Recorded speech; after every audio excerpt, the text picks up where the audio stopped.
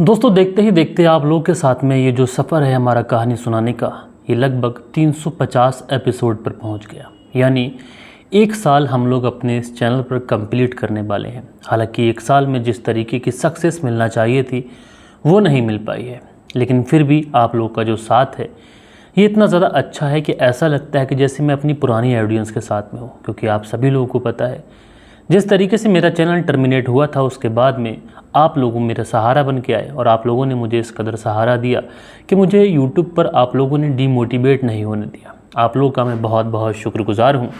और दोस्तों आप लोग जिस तरीके की कहानियाँ मेरे चैनल पर सुनते हैं उसमें आप लोग देखते हैं कि बहुत सारी ऐसी कहानियाँ होती हैं जिसमें पुलिस की लापरवाही हमें देखने को मिलती है।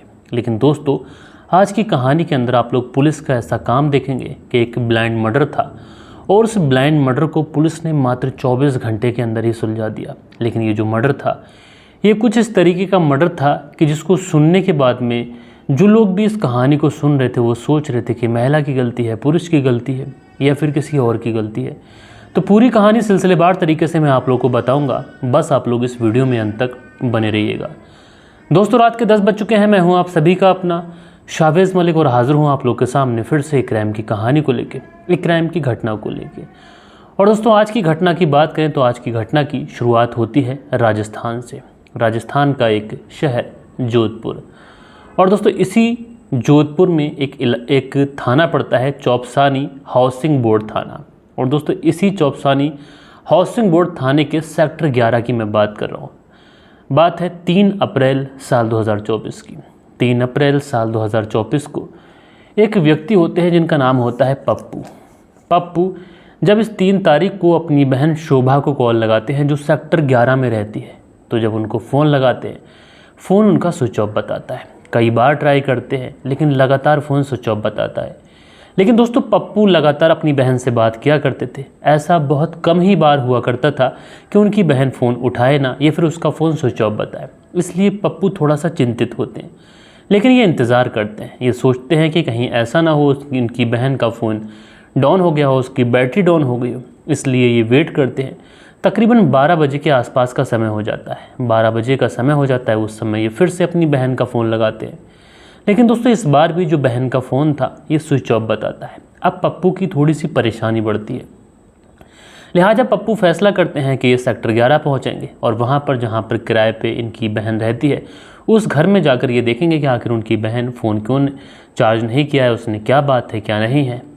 लिहाजा जो पप्पू होते हैं तुरंत सेक्टर 11 के लिए निकलते हैं और सेक्टर 11 में जहाँ पर इनकी बहन शोभा, जिसका नाम होता है शोभा लालवानी, उम्र लगभग 45 साल के आसपास है, किराए के मकान पर रहती है, रेडीमेड का काम करती है। जब पप्पू वहाँ पर पहुँचते हैं, वहाँ पर पहुँचने के बाद में जब उस घर के गेट पर पहुँचते हैं तो देखते क्या है, जो गेट है ये गेट बंद है। अब गेट बंद है, अंदर से बंद है, बाहर से बंद है, क्या है मामला नज़दीक जाकर पता चलेगा। इसलिए पप्पू उस घर के नज़दीक पहुंचते हैं तो उस घर में आवाज़ लगाते हैं तो अंदर से कोई भी आवाज़ नहीं आती है। इसलिए पप्पू अब उस गेट को तोड़ने का फैसला करते हैं। अब दोस्तों जैसे ही पप्पू उस गेट को तोड़कर अंदर घुसते हैं तो सामने की जो दृश्य होता है उसको देखकर उनकी अंदर एक सिरहन सी आ जाती है, उनके पाँव तले से ज़मीन खिसक जाती है।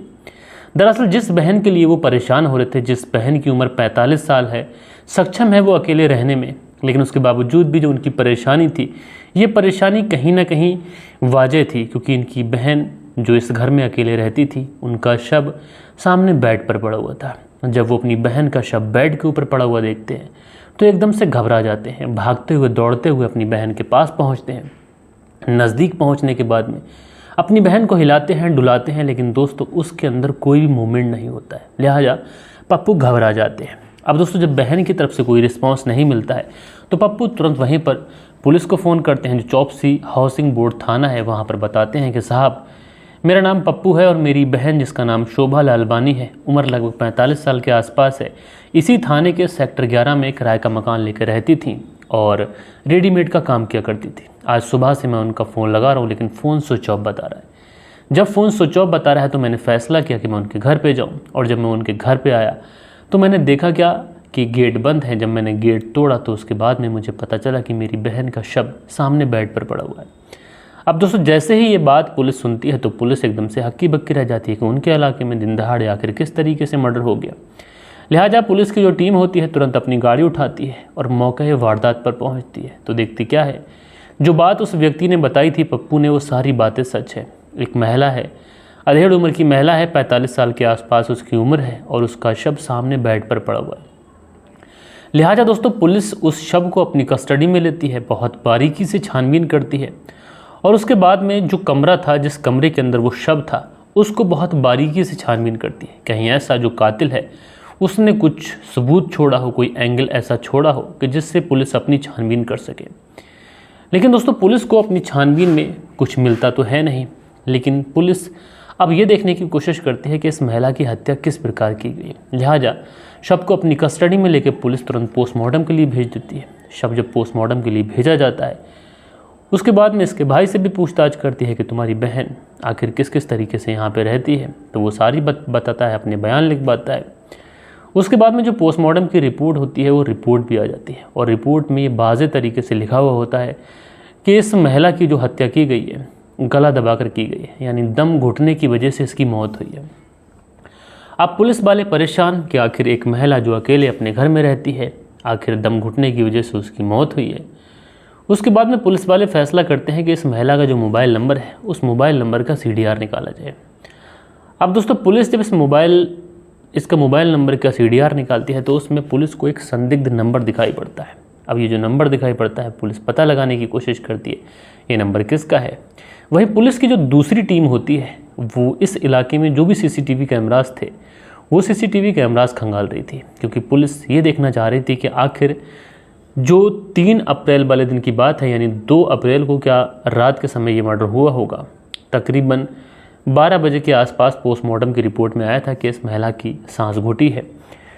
उसके बाद में पुलिस उन CCTV कैमरास को खंगालती है और यही देखने की कोशिश करती है कि कोई व्यक्ति इस साइड आता दिखा, जाता दिखा। लिहाजा दोस्तों पुलिस को एक सस्पेक्ट दिखाई पड़ता है। अब ये व्यक्ति कौन था, पुलिस जूम करती है, उसको पहचान करती है। उधर जो नंबर पुलिस को मिला था संदिग्ध, उस नंबर की भी पहचान हो जाती है। तो पता चलता है ये जो नंबर है किसी नदीम नाम के व्यक्ति के नाम पर रजिस्टर्ड है। लिहाजा पुलिस उस तस्वीर को भी निकालती है तो पता चलता है ये जो तस्वीर है ये किसी और की नहीं बल्कि नदीम की तस्वीर है। अब पुलिस का शक कहीं ना कहीं यकीन में बदलता चला जा रहा था। एक व्यक्ति जिससे ये महिला बात किया करती थी वही व्यक्ति तकरीबन 11 बजे के आसपास CCTV कैमरे के अंदर दिखाई पड़ रहा है। लिहाजा पुलिस सब जो नदीम है इसके ऊपर दबिश डालती है और दबिश डालने के बाद में इसे तुरंत गिरफ्तार करती है, जो कि रहने वाली है इसी मोती चौक का रहने वाला है। और पुलिस जब इसे गिरफ्तार कर सीधा पुलिस थाने लेके आती है और पुलिस थाने लाने के बाद में जब इससे पूछताछ की जाती है तो शुरुआत में तो जिस तरीके से आरोपी पुलिस को गुमराह करने की कोशिश करता है उसी तरीके से ये नदीम पुलिस को गुमराह करने की कोशिश करता है, पुलिस को घुमाने की कोशिश करता है। लेकिन दोस्तों पुलिस बहुत अच्छे से समझ चुकी थी, क्योंकि नदीम जैसे न जाने कितने ही केस पुलिस ने सॉल्व किए थे और नदीम जैसे न जाने कितने ही आरोपी पुलिस के सामने बेनकाब हुए थे। इसलिए पुलिस अब नदीम के ऊपर सख्ती दिखाती है।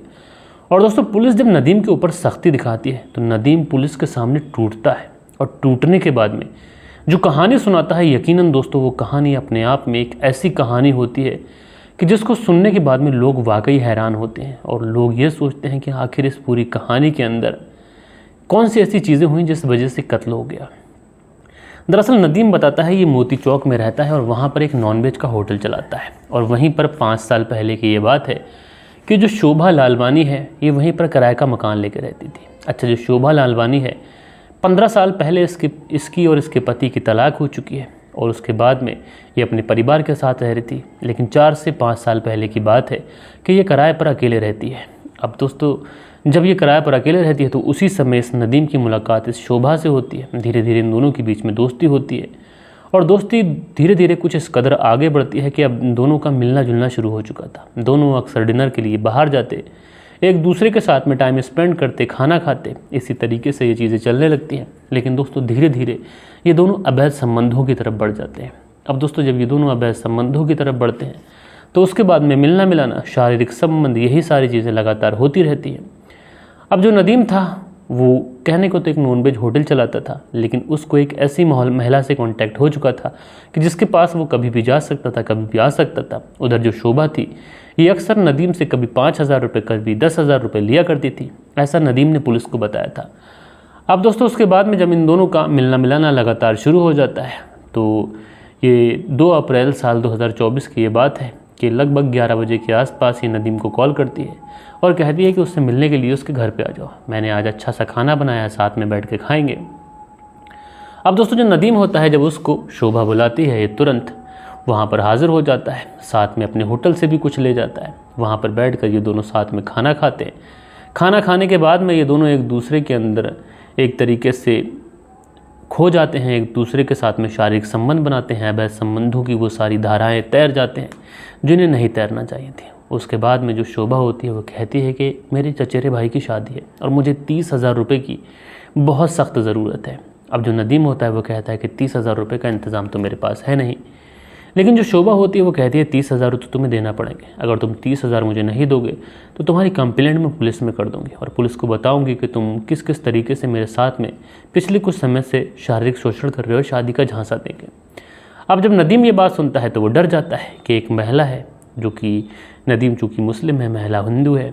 अब एक तरीके से यहाँ पर जो नदीम था ये डर जाता है। अब नदीम सोचता है कि ये फंस जाएगा, लेकिन नदीम अब यहाँ पर दरिंदा बनता है, नदीम हैवान बनता है और नदीम एक ऐसी साजिश रखता है। इस साजिश के तहत ये शोभा को इस दुनिया से हमेशा हमेशा के लिए विदा करने का फैसला कर लेता है और उसके बाद में ये शोभा का गला दबाकर उसकी हत्या कर देता है। उसी की चुनरी से उसके गले को जब तक दबाता है कि जब तक उसकी मौत नहीं हो जाती है।